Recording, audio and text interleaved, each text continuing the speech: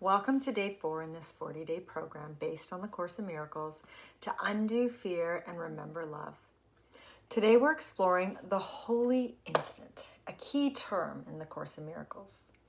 A holy instant is not something you try to create or force. It's not a special mystical experience, and it doesn't require calmness, perfection, or hours of meditation. A holy instant is simply a moment, even one breath, where the ego becomes quiet enough for a new perception to enter. The Course says a holy instant is the result of your small willingness to let time be given to the Holy Spirit. The holy instant is the result of your small willingness to let time be given to the Holy Spirit. So our ego is stepping aside so we can hear the voice of the Holy Spirit. Notice those words, your small willingness. That's not saying effort, it's not saying discipline, it's not saying anything else, just willingness, small willingness. One of the clearest holy instants I've ever had or experienced was during a time I was having some health opportunities. It was during perimenopause, and my hormones were all over the place. I felt unwell, I was depleted, I was burnt out, I couldn't sleep, my emotions were all over the place, and I was desperate for answers. I kept trying to figure it out with my mind, researching, planning, analyzing, seeking advice, asking every practitioner, buying all the supplements I could on the market. And nothing was helping. And then in the middle of the confusion, actually I had taken a nap because I needed to shut my brain down. And I woke up and something unexpected happened. All of a sudden I heard this quiet voice completely out of nowhere. And it said, go get a piece of meat lasagna. This did not make sense because I hadn't eaten meat in 25 years.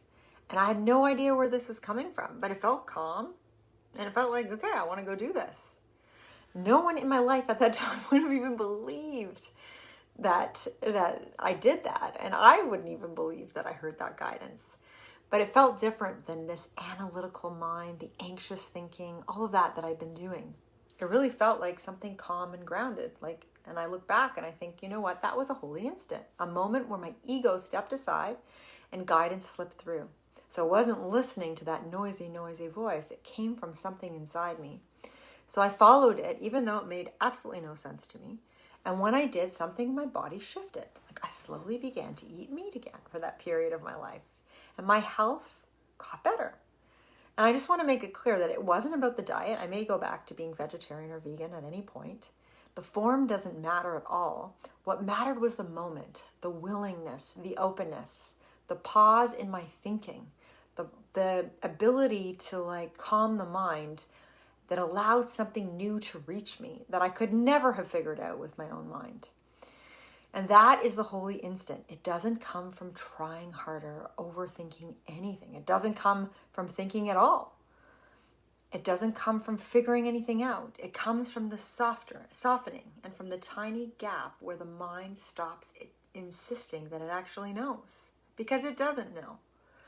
In the Course in Miracles terms, a holy instant is simply a pause where fear loosens and love can reach you. So it's a pause where fear loosens and love can reach you.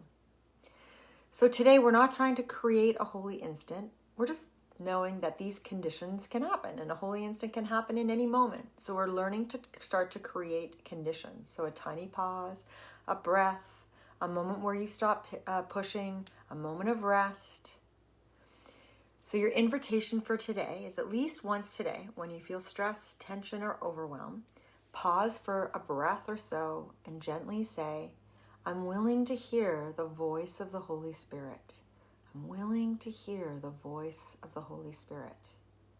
You're not trying to make anything happen. You're not forcing insight. You're simply offering a moment of openness. And that's all a holy instant ever requires.